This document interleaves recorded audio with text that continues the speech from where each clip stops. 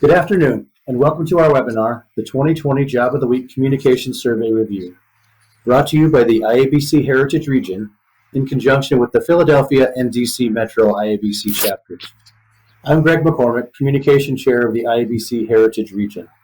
It's time for a thought-provoking discussion on the results of this year's Job of the Week Communication Survey. IABC Fellow Ned Lundquist, editor and publisher of the Job of the Week newsletter, and Frank Strong, founder and president of Sword in the Script Media, are joining forces to share a range of compelling highlights. Today, we're also benefiting from the talent of producer Steve Lebetkin, IABC Philadelphia chapter member and managing partner of the Lebetkin Media Companies. An award-winning communication professional, IABC Fellow and accredited business communicator, Ned began the Job of the Week network several years ago when he was looking for work and wanted to share opportunities with others. Today, that network has grown to more than 5,800 subscribers who receive his free newsletter every Monday. For the third consecutive year, Ned has partnered on the survey with Frank to ask the questions nobody else. Since 2019, participation has nearly doubled, yielding key highlights on issues, trends, and best practices shared by professionals from around the world. Frank has been a professional in marketing, communications, and PR for more than 20 years, including both agency and corporate experience. He has more than 20 years of experience in the reserve components of the military, holds a BA, an MA, and an MBA, as well as several other professional certifications. Before we begin, we do have a couple of housekeeping notes.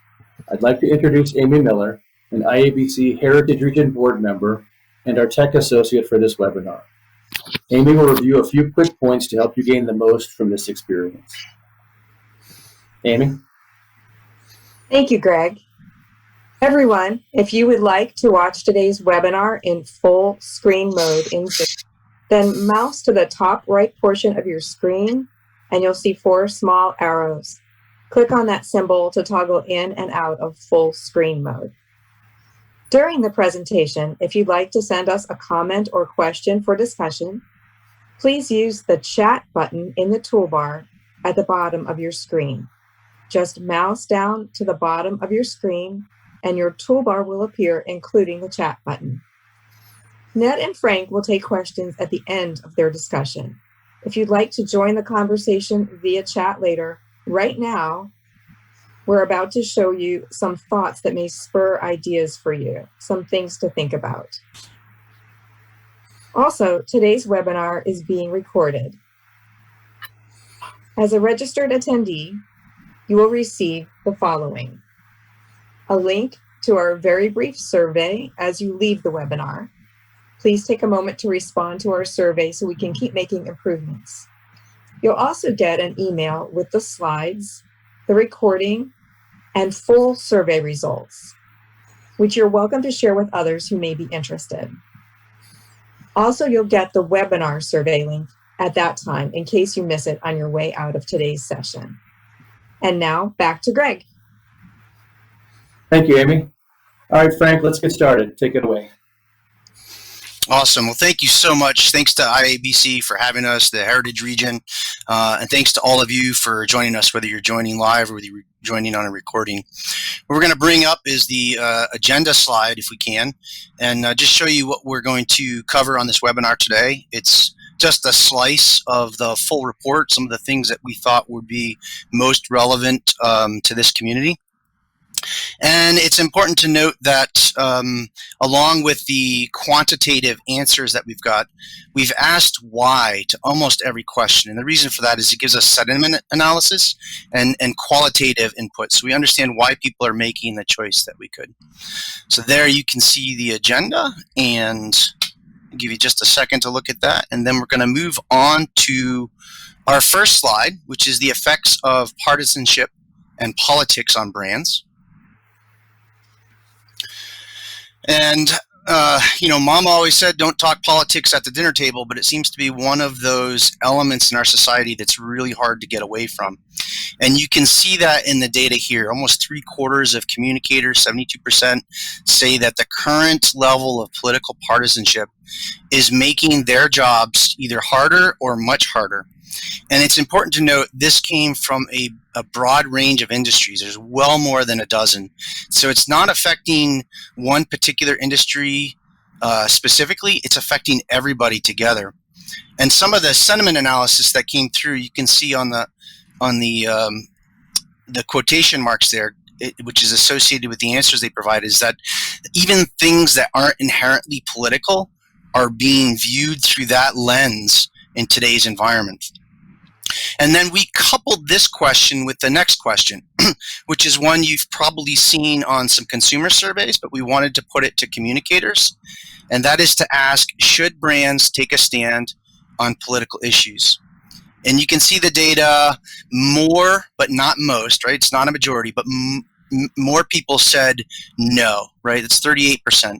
If you take a step back and look at all of those numbers equally, it's almost a three-way tie. And in going through the open-ended comments, you can see even people that said yes or no left the window cracked open for it depends, right? Depends. Ned, what did you take away from the two slides there, one on political partisanship and the impact on communications, and secondly, should brands take a stand? It's important to point out that Frank and I conducted this survey of people who are participating in the Job of the Week network. We had 300 responses, which we think is a significant number. But the survey closed on the day that the World Health Organization declared that the COVID-19 virus was a global pandemic. Since that time, the coronavirus has kind of dominated our lives. And also since that time, political partisanship has been brought to a forefront, particularly in the Black Lives Matter movement that we're all viewing right now. These two events happened really after our survey was complete, and we think probably it would have colored many of the responses that we received, or may have changed some of people's thoughts in terms of politics and taking a stand.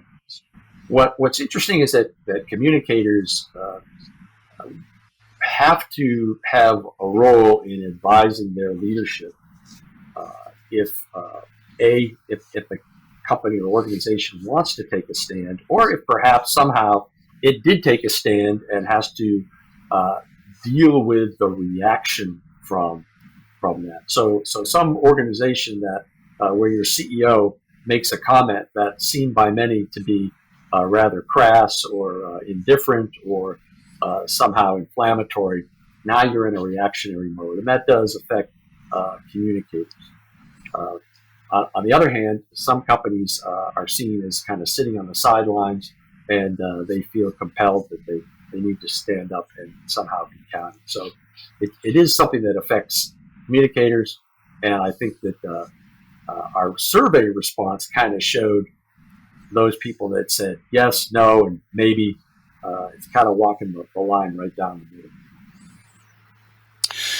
Yeah, I tend to agree, Ned, and I think some of the things that we saw in the sentiment analysis, that there's a difference between issues and politics, that a lot of times there's a social issue that tends to get politicized, and that's not necessarily the same thing with getting involved in politics. And then the second piece that I think we saw come through, particularly on the depends, is that it's really important for organizations to understand their market, their employees, and themselves. And so by market, I think respondents mean your customers, right? And that taking a stand isn't necessarily the same question as asking consumers, will this affect whether you engage my brand, buy from my brand? I think when it comes to employees, we've seen an awful lot of internal pressure. And in the last year, really through 2020 and throughout 2019, some of the employees pushing for brands to get involved in some things or disavow themselves from others. And then lastly, I'd say yourself as an organization, not as an individual, but if the communicator is the conscience of the organization, and they're putting out, the organization is putting out statements on diversity, why their leadership team and their board of directors is homogeneous, it's a chance to step in and say, hey, look, our talk isn't matching up with our actions. Anything else that you'd add, Ned? This kind of comes under that category of corporate social responsibility.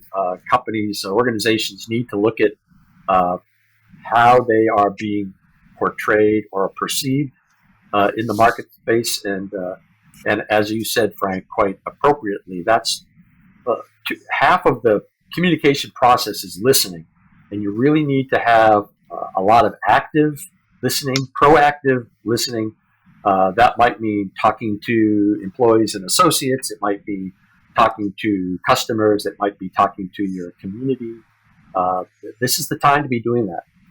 Before you go out and stake a position, you really need to do some listening first. Well said, sir. Okay, we'll move on to the next question if we can, and that is going to be budget and challenges.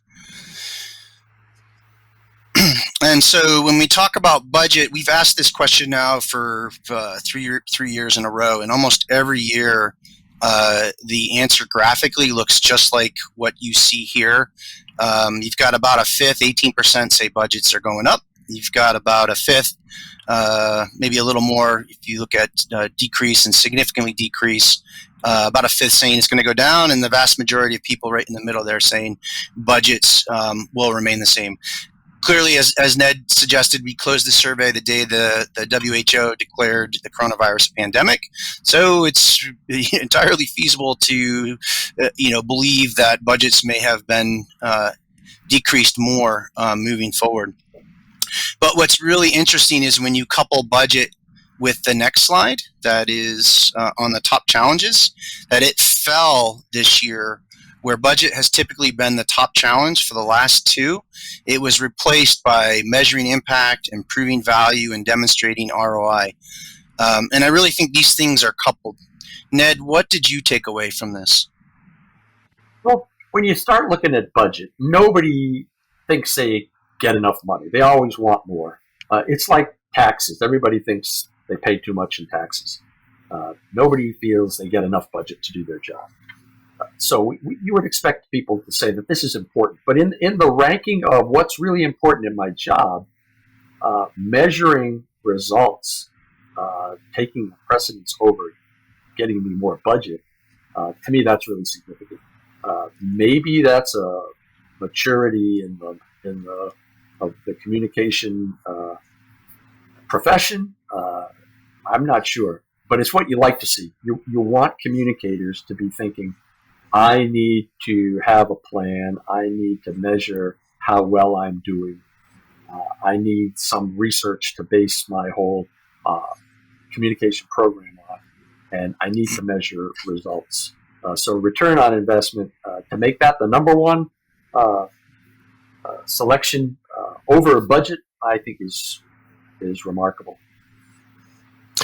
Yeah, I agree, and I have a theory about the why measuring impacts supplanted budget as the top challenge, and that is, if you remember before the social unrest that we're currently experiencing, before the coronavirus was a pandemic, back to last fall, one of the headlines that dominated certainly the business community and the financial markets was this concept of inverted yield curves, right? That's when the yields on short-term bonds are higher than long-term bonds, which suggests that investors are unsure about the near-term market. And that was a dominant news story for good 3-4 weeks.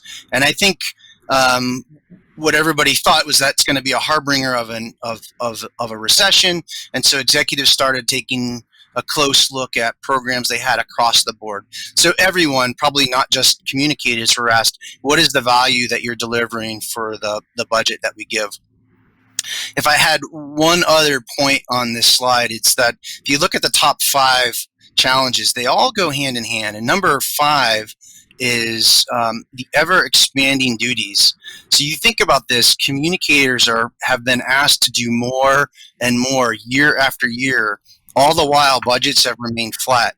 And at some point, you can't get more with less anymore. There's just nothing more to give. And so it becomes a conscious decision for the communicator to decide what aren't they going to do. Just as like, what are we going to do with the budget that we have? But some things have to give. Something has to give there.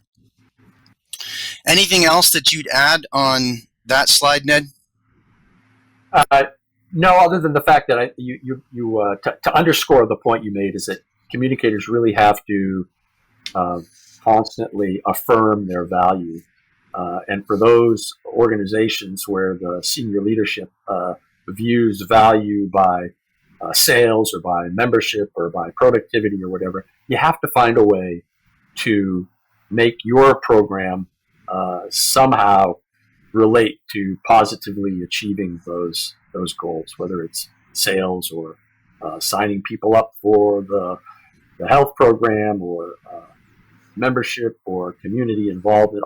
There are a lot of ways to have metrics, but you have to have metrics and find ways to show your value. So I think that's good. I think it's important for communicators to understand that, and for their organization leadership to understand that.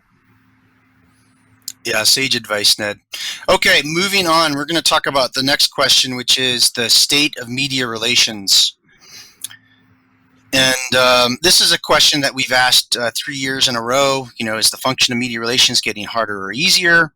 They have a 5-point scale to choose from. And again, 3/4 of communicators say that media relations is getting harder. And importantly, that's up almost 25% since 2018.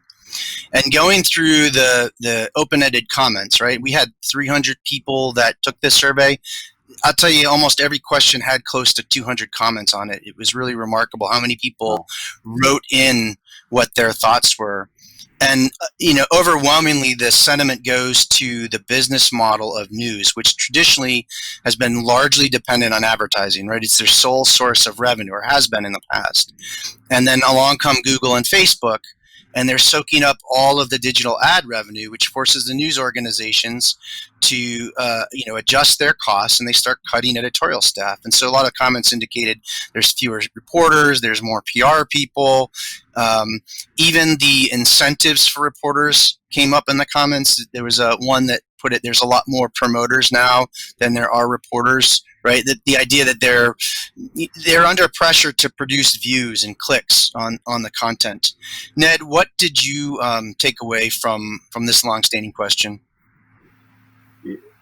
I think also with the growth of social media, you have this new genre of quote unquote journalists who are influencers. They're bloggers, and they might have tremendous audiences. And you have to reach out with them, and you have to deal with them. You have to respond to their queries. Ignore them at your peril. But there can be many, many more of them, and quite often you don't know how legitimate they may be. And their accountability is different than, say, if you're dealing with a reporter from a large metropolitan newspaper or a reporter with the TV station in town. And you feel you've been misquoted or mischaracterized or somehow you've been done wrong. Usually you have someone in their chain of command you can call up and say, hey, this guy screwed me over. This guy is wrong, and I want a correction, or I want an apology. It's really hard to do that with the field of influencers that are out there that may be lone wolves, but with a very large following and are important ways to get your message across.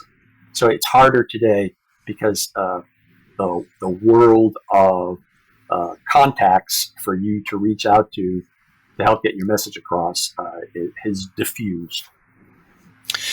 Yeah, for sure. If you're wondering who are the people that said, media relations is getting easier, a lot of them cited influencers and social media as the reason for that, that there's a lot more platforms. Maybe they're not traditional or what we would consider traditional news platforms. There's a lot of new media that presents opportunities to pitch. It does conjure up the question, if the overwhelming majority of public relations professionals do think media relations is getting harder, what can you do about it? And there's a fellow named Michael Smart who's kicked around the PR community forever. He focuses on media relations a lot. He had a great comment that I really liked. He talks about the 80-20 rule and just focusing on the 20% of reporters that really matter to your organization, or who you have an opportunity to really pitch and to get a story placed. And the reason for that is too often now we have all of these tech tools and people are looking at the size of their list and blasting things out as opposed to really understanding who the reporter is, what they cover, and what you have in common that might be an interest to that reporter. I think it also goes to being more strategic, the idea that not everything that you have is a pitch.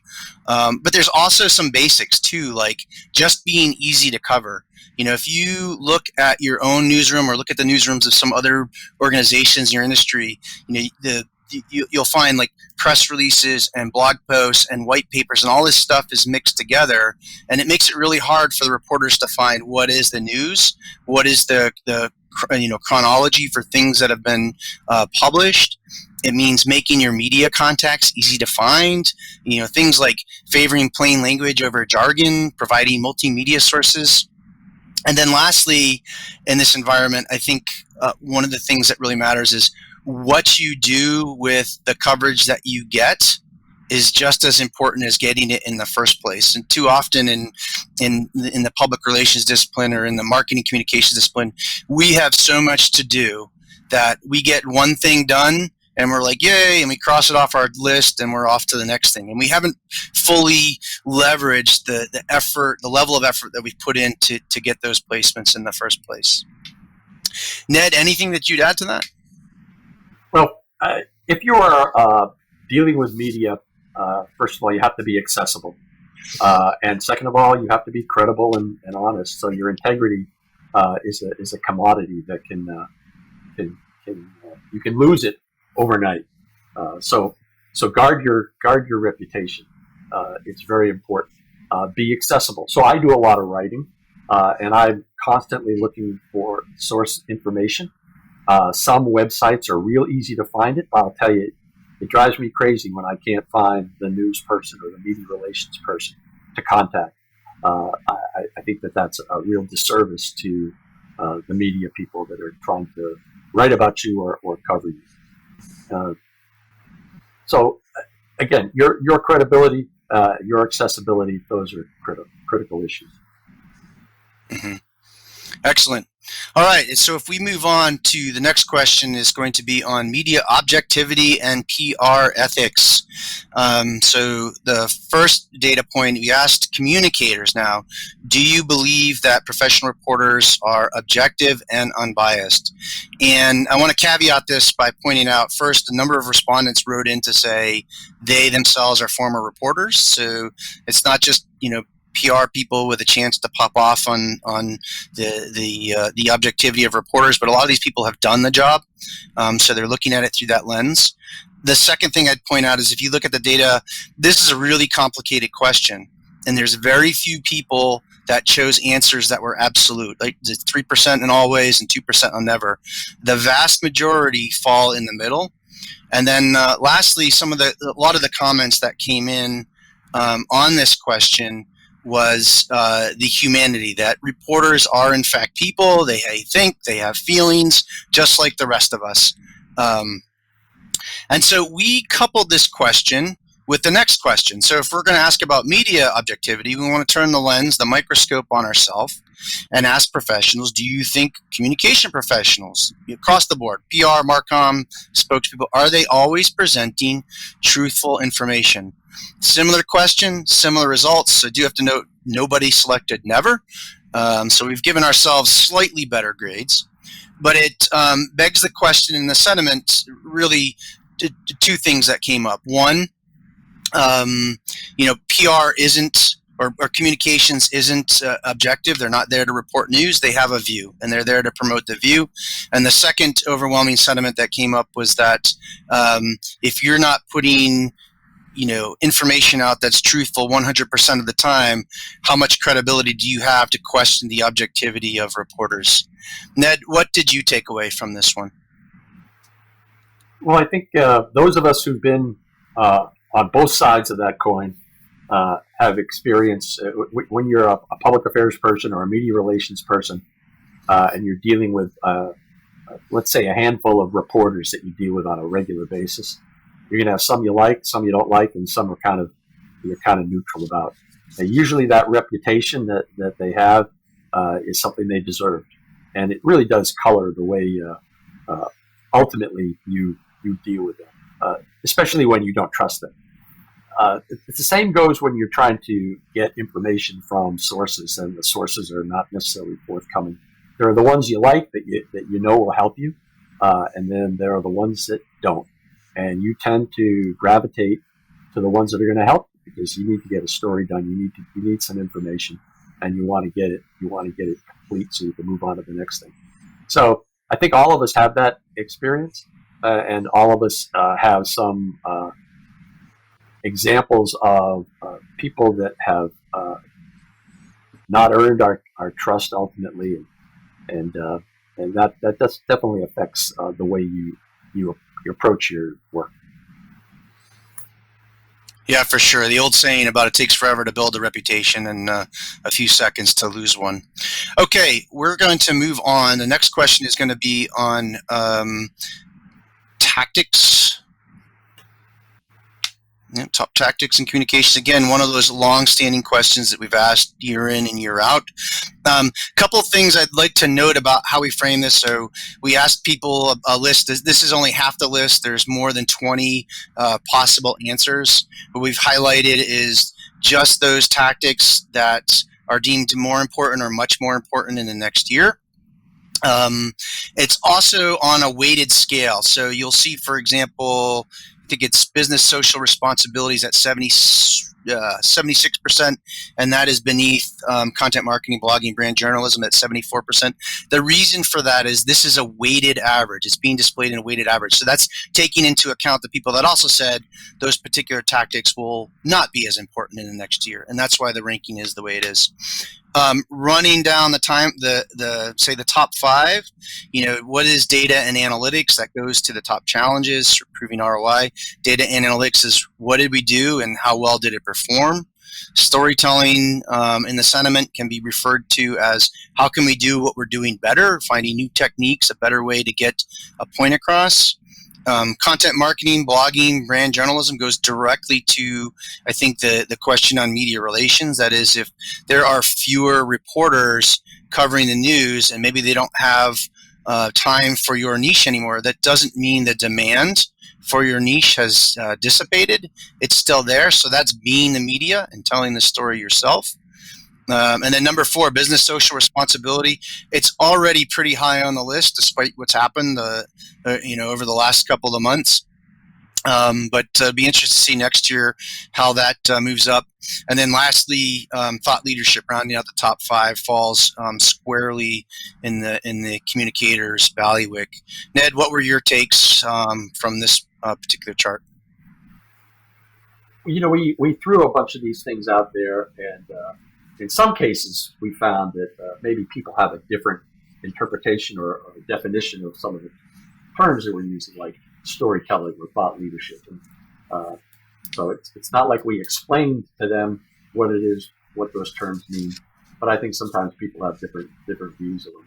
I don't think it's a surprise how these answers came across. And overall, I think in this survey, we did not find any revelations, other than the fact that the responses tend to underscore or validate what we would think would be the answers. There were there are interesting responses in the qualitative answers, and the quantitative answers I think were pretty profound, but I don't think they were by and large surprising.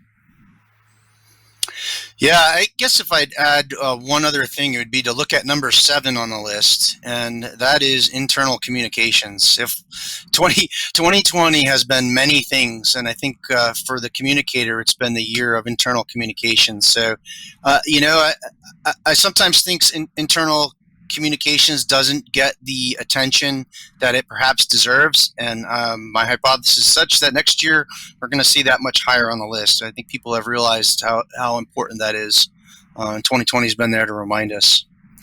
Anything that you'd add to that, Ned? Yeah, you look at this year where companies have some very important messages they need to share with their workforces, and so many people are working remotely. Or you have situations where companies have been involved in some of the food service companies, meat packing companies that have had outbreaks. This requires a lot of internal communication among the stakeholders. So I do think that this year has truly required companies to view the messaging and the tactics and techniques they use to reach their internal audiences with much more urgency than before. All right. Well, with that, we're going to move on to the last question that we're going to cover on this webinar, and that's on fittingly PR measurement. And if you look at this particular chart, there's a couple different ways you could interpret that. If you look at always, sometimes, and often, you're talking 86%. So the vast majority of communicators are doing some level of measurement. On the other hand, if you focus in on the sometimes, rarely, and never, you've got almost half that are really demonstrating an absence of measurement activity. Forget about whether those outcomes, whether it's producing the outcomes that you want, there isn't even the activity to measure there. And so when you think about that in terms of the challenge of proving value, it's really, you're in a mad scramble to prove value if you haven't been measuring communications all along. And we coupled this question with the next question, which presents a list of metrics that communicators are using. And again, this is just half of the answers, the top half. There's another 10 or 11, another dozen potential answers at the bottom of this list. These are the top 10 that communicators said on the survey this year. And you can see a lot of these reflect the various categories of communications measurement. So you think of it in terms of output, right? How much work you're doing, what's the level of effort. Engagement are, people clicking and opening your emails, reading your messages. And then outcome is your communication actually having an impact on the behavior change that you're hoping to see. Ned, what did you take from the measurement slides? Yeah, I think when people say, "Oh yeah, we're doing that," we're doing the measurement. We have goals and objectives. There are those who are really good about it, who have developed a strategic communication plan that supports the organization's business plan, that has done some research and benchmarking to determine where they're starting from, and establishing, developing a plan, and executing the plan, and then measuring in a meaningful way, comparing that with the initial benchmarking data to see if they achieved what they needed to do. And then there are others that kind of say they do that, but they don't. It is refreshing to see that people admit or acknowledge that it's important. And there is more than one way to skin a cat. There's many different approaches that can be taken to measure what you're doing. The important thing is, I think, that there's a realization that it's important and it needs to be done. So I'm glad to see that people are acknowledging that and are looking at these different key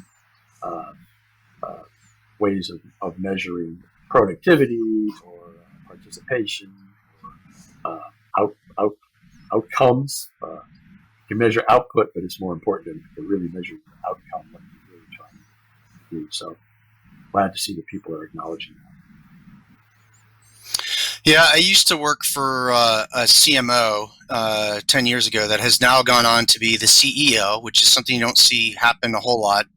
But he had a catchy little phrase, and it went like this. It was, impressions are interesting, clicks are better, sales are best. So he's really focused on the outcome. Of course, if you work in a nonprofit or in a political arena, maybe it's votes or donations rather than sales.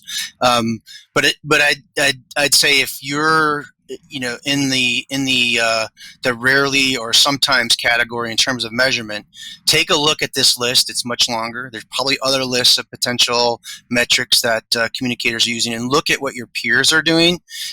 Identify those that make sense for your organization and see if you can adopt them.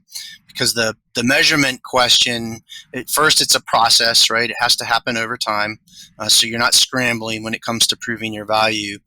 Secondly, this question's never going to go away. Proving value, ROI, is going to be something that comes up over and over. It's definitely a recurring theme.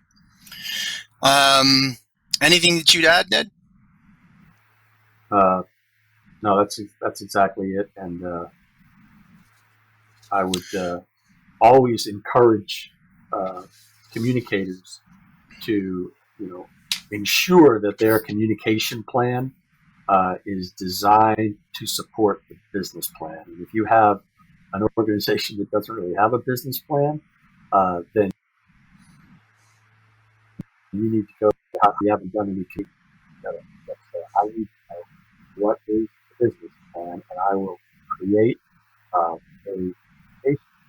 strategy with the appropriate tactics and measurements to ensure that we achieve those business goals. And I don't think most people do that. All right. And so we just have that brings up the end of our discussion. We've got a few slides I just want to show you on demographics. Ned, did you want to take the lead on walking through the demographics?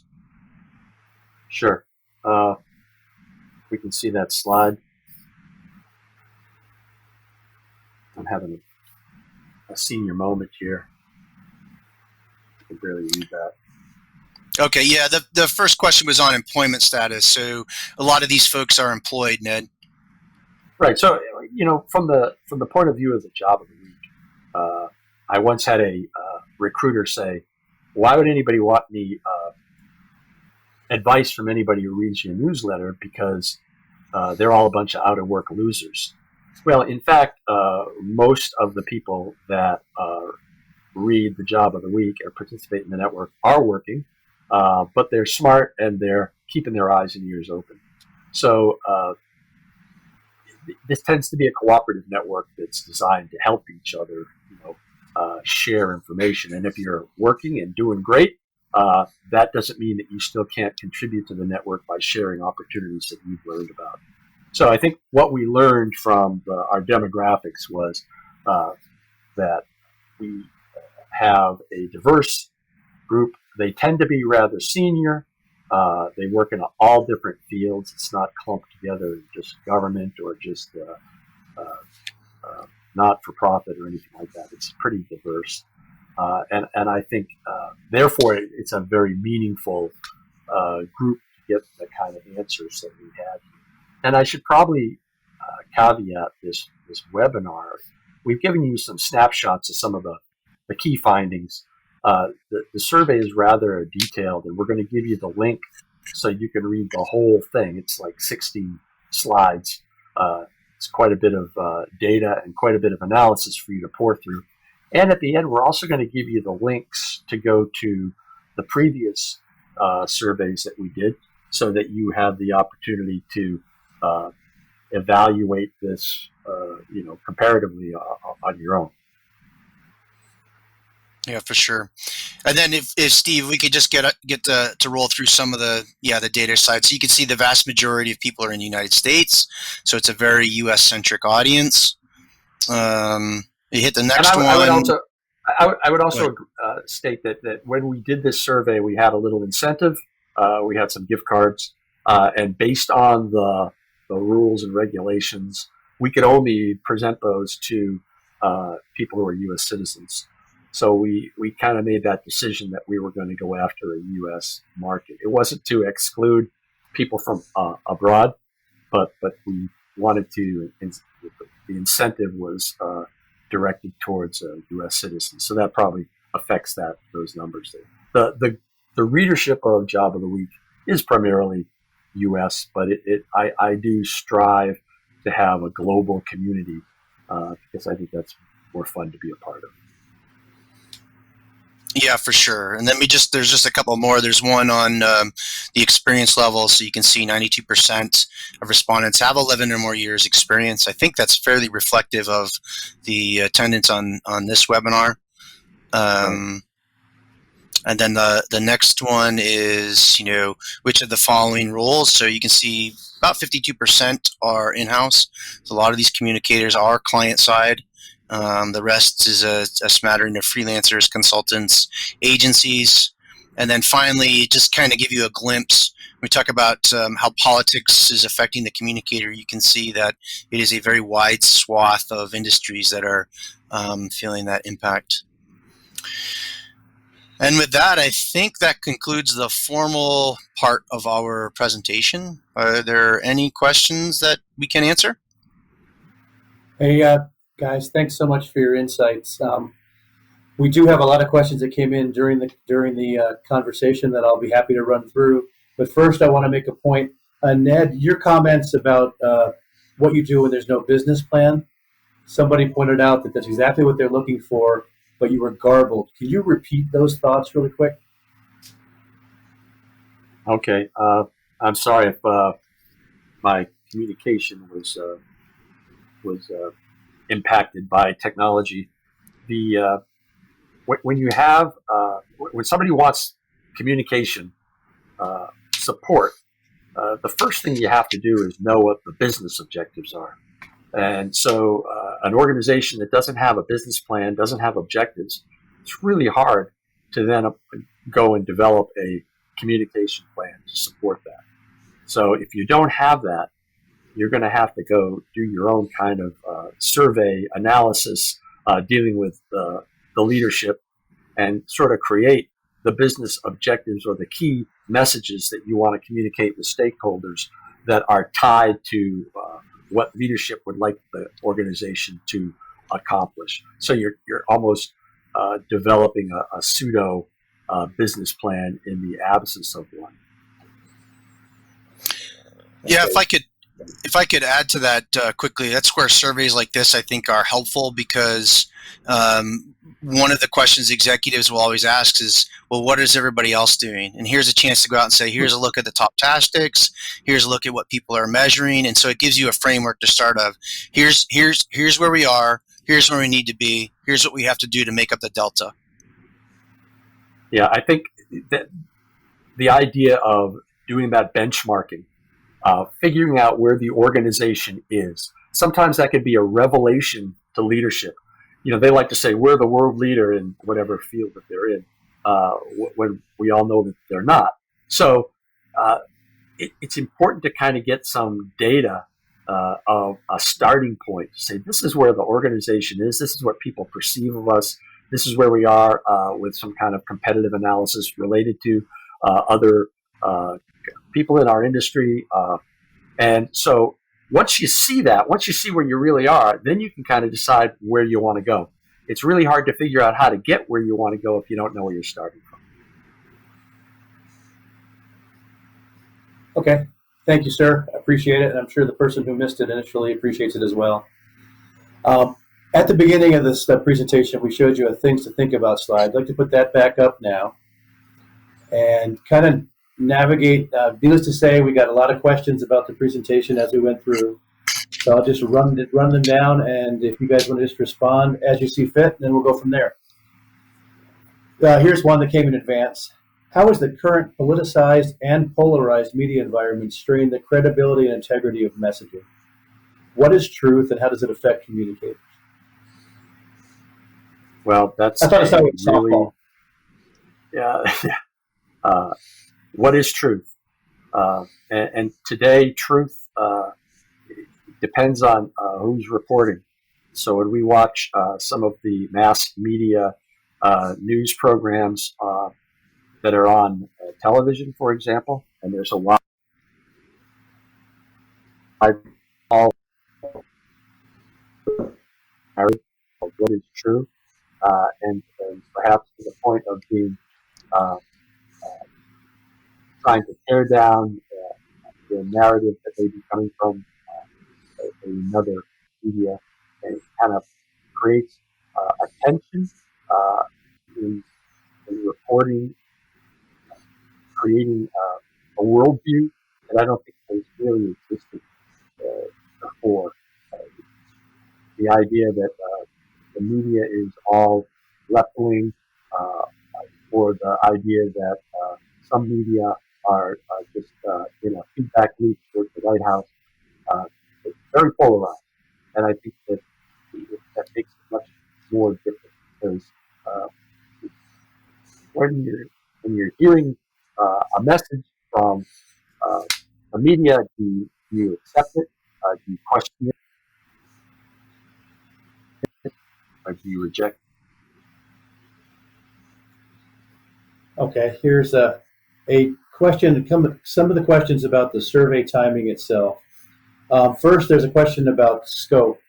Do these numbers change in your observations if you're looking at agency people who have to think about a variety of clients versus in-house who have a single person to address? Yeah, great question. So the answer is for questions on like budget. Again, I missed part of that. This is a logistical question about the survey itself. Do the numbers change if you're looking at agency people who are thinking across a variety of clients versus an in-house person who might have a single allegiance? Yeah, great question. So for some of the questions like budget, for example, I'm not going to ask an agency. We're not going to ask an agency, is your budget going up or down? We'll ask them, in your best judgment, looking across your clients, do you expect or do you anticipate budgets to go up or down next year? Right. I think agencies have a pretty good pulse on that, particularly as you round the corner on a new year. They're looking for renewals, project renewals, retainer renewals, those sorts of things. The second thing is for some of the other questions, we'll have to take a look. So I'll go in and do some crosstabs, and I think if there's questions that we don't get to on this Q&A, we'll try to answer those in writing. And let me know if you put in your chat which questions you want to look at, and we'll splice it up. And I'll look at the difference between agencies and in-house on measurement, for example. Do they handle measurement differently? I think that's a great question, and we could have some new insights by going back to the data and slicing it up. Okay, I think one of the questions it raises. Sorry. Go ahead. It raises a really interesting question about when if you're an agency with multiple clients, do you tend to have that kind of fall on the same place in the political spectrum? Or do you have some clients that are tree huggers and some that are polluters, and you're trying to deal with them all equally? I don't know the answer to that. I don't know if companies tend to. My supposition is that PR agencies tend to lean on a certain place spectrum. Maybe they do a lot of environmental stuff. Or they do a lot of industrial stuff or automotive, or I don't know. Maybe someone can correct me on that. It's an interesting thought about how do you deal with multiple political points of view from the same agency. Thank you, sir. One question about the results as a whole. Safe to assume these results are pre-pandemic and pre-George Floyd? Yes. Well, pre-George Floyd for sure. Okay. In the midst of the pandemic. So the survey was winding down just as the pandemic was picking up steam. So the same day that the World Health Organization declared the coronavirus pandemic was the day that we closed it. So some people may have been feeling the pressure at that point, but it isn't post-pandemic. Okay. Right. We were still shaking hands. Okay, and here's a comment / question about that some of these findings don't seem to correlate with organizations and employees who overwhelmingly say they expect their organization to take a stand. How do we deal with that? Yeah, so that is a question that I've tackled a couple different times. 2 years ago in the fall of 2018, I did a consumer survey. I used a panel from SurveyMonkey. So statistically significant, margin of error plus or minus 6%, and the answers were almost universally the same. So if you asked consumers, should brands take a stand, you're going to see a result that looked much like the result that we put up here from communicators. So I don't think everybody automatically wants you to take a stand. Where the numbers changed from that consumer survey and this one with communicators was the unsures. So a lot of them came out, there's probably 10% came out of no's and went to unsure. So I think you're seeing a lot more people on the fence about things. And what that means is it depends. It depends on the issue, right? If it makes sense for your industry, if you're Patagonia and you're vocal about environmental issues, it makes sense for your organization, and I think people are okay with that. But the large part there, it depends. So here's a question along the same line, since you mentioned the brand. As we move through the year, it appears that messages are all high risk unless you know what motivates, offends, or entertains your specific audience. And they used examples as like Hobby Lobby, Amazon, Facebook, et cetera, et cetera. Is it just more a continued kind of self-examination as to what makes sense and what doesn't? Or I think it's those three things. It's looking at your market, understanding your customer and where they stand. What is the impact there? I think it's, we mentioned, 2020 is the year of the internal communicator. It's understanding your employees and where they stand. And then lastly, it's the values and history and credibility of the organization.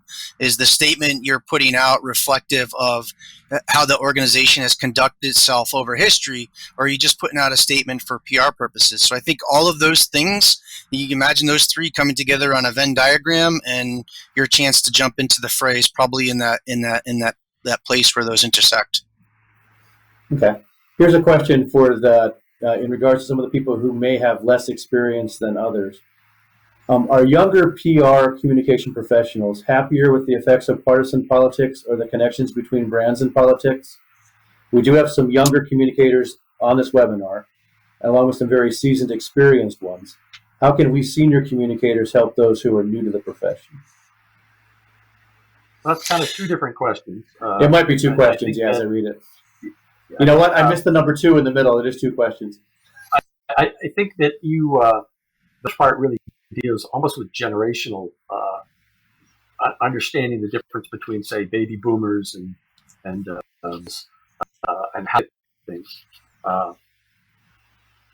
Today, the whole being caught up in politics is really relevant because some people are very much involved in what their companies or the people, the businesses that they frequent and the places where their customers, they want to align themselves with those beliefs.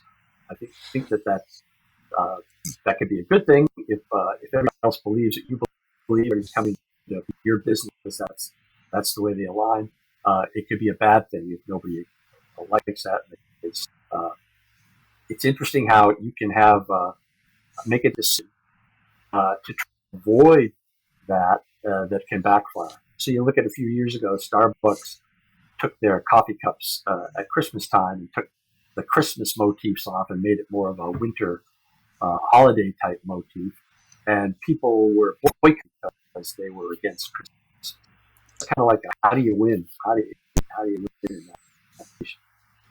The point about young people, especially speaking to the more senior people, call the young people, the newer people in the profession, really need to learn from the more senior folks, and they need to have senior people in their networks that can help them, that can advise them, that can be mentors, that can connect them. One of the things that I look for in my network of 5,800 plus communicators that get the Job of the Week newsletter is how can we help each other? And when you have very junior communication professionals, how do we help them? What is it that they need? What kind of things can we help them with? And how do we take our experience, our expertise, our knowledge, and extend a hand to them and help them to be able to grow and in the profession? And that's a question to all of us. I don't necessarily have the answer, but I think it's something that we all need to be thinking about to find ways to help the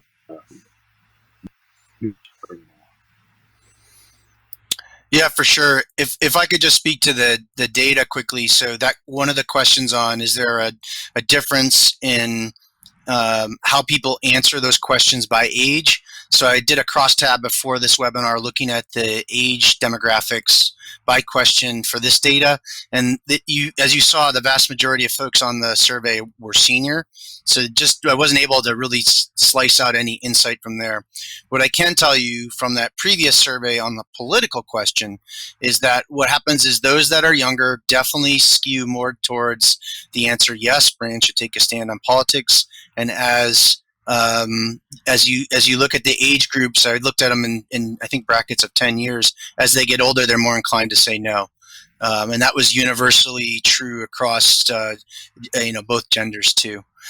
In terms of how do we help communicators, well, I think that's exactly, we'd miss our opportunity if we didn't plug the IABC. It's a chance to get involved with organizations like this, and I think the senior communicators is making yourself accessible to anyone and trying to be approachable and receptive to questions. The old idea, there are no stupid questions, and making some time to answer and help the young people grow in their industry.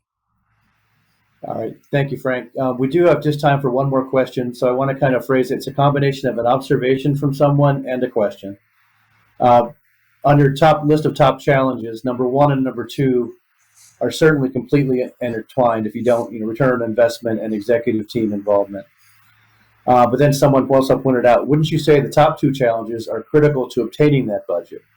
And maybe it's a maturing and understanding that the primary need is the basis for getting that budget. Yes, absolutely. That speaks to. Go ahead, Ned.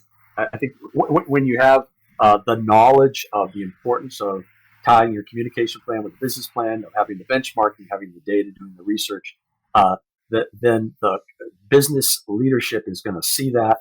They're gonna support it because you're delivering. You're not just overhead. You're delivering to the bottom line. All right. I guess I jump in. Oh, okay. No, go ahead. Go ahead, Frank. I just say one quick point. If media relations is really challenging and what you do is with coverage is just as important as getting in the first place, make sure one of those things that you do is sharing it with the executive team. And you do that over and over so that when you bump into the CEO at the water cooler and they say, hey, what did it take to get that story? You are now working on that education process. And when it comes time to prove value, they're going to understand what it is you're doing and how much effort it takes to get there in the first place. All right. Thanks, guys. We do need to wrap it up there. I want to thank you for your time. It's been great talking with you. And as we wrap up, I want to share a few quick notes. Steve, if you can put the slides up with the what's next. If you have further questions for Ned and Frank, you can contact them directly at the email shown on the slide. Everyone will get a copy of the survey and the slides as well, so you don't need to worry about writing it down. Please complete the participant survey. It will open as you exit. And watch your email for more details on our July Heritage Region webinar, Communicating to Move Forward from a Crisis, to be presented by Dina Baker and Leanne Gent from Cambridge Systematics. I apologize if I mispronounced that. If you'd like to present a future webinar, email the DC Metro Chapter, IABC Philadelphia, or Heritage Region using the contact information on the slide. Finally, here are a few resources for you. To learn more about IABC membership benefits, go to iabc.com/membership. And if you want to contact either the regional chapter or the local chapters, just use those email addresses we have listed. Thanks again for joining us, and have a wonderful afternoon. Thank you.